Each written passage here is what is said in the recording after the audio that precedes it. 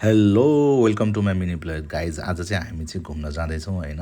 यो 13 किलो हुँदै घरबाट 13 किलो हुँदै हामी चाहिँ यसरी पिलुवाको बाटो हुँदै घुम्न जाँदैछौँ। तपाईँलाई म देखाउँछु है त आज कहाँ कहाँ के गर्छौँ भनेर। यसरी जाँदै गर्दा हामी चाहिँ पत्लाया भन्ने ठाउँमा आइपुग्छौँ होइन। हजुरहरूले अहिले देखिरहेको दृश्य चाहिँ यो पत्लायाको चोक हो, मिड पोइन्ट हो।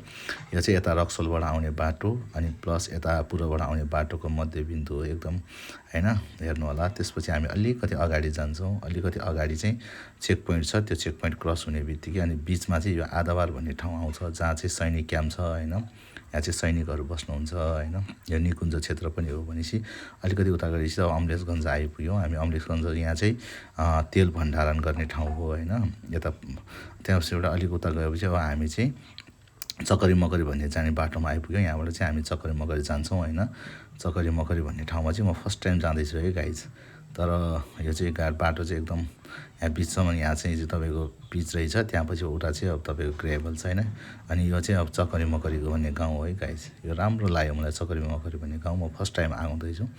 तर यहाँ चाहिँ कस्तो राम्रो के तपाईँको के अरे पाहाडको फेदीमा होइन बसेको बस्ती रहेछ होइन। अति धेरै जस्तो चाहिँ तामाङ हरू बस्नु हुँदो रहेछ होइन। योभन्दा यतापट्टि चाहिँ अलिकति माथि हामी हाम्रो सम्धीकोमा जाँदैछौँ।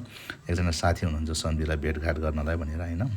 अनि हामी सम्धीकोमा यसरी जाँदै अनि सम्धीमा गइसकेपछि अनि हामी फेरि फर्केर डम्बरपुर भन्ने ठाउँतिर जाँदैछौँ कि डम्बरपुर भन्ने ठाउँमा चाहिँ नयाँ पुल बन्दै रहेछ होइन गाइज।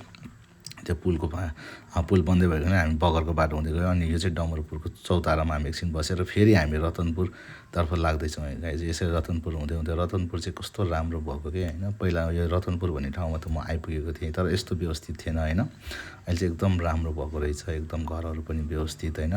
कति सफा के एकदम सफा रहेछ होइन। एकदम मन पर्यो मलाई। एकदम राम्रो ठाउँ लाग्यो रतनपुर पनि एकदम होइन। स्वच्छ हावा आउँछ कि यहाँ चाहिँ। अनि त्यहाँबाट हुँदै फेरि हामी यो पहिला रामबहादुर बस्ने बमजन बस्ने यो तपस्या स्थल हुँदै हामी चाहिँ घर फर्क्यौँ है गाइज।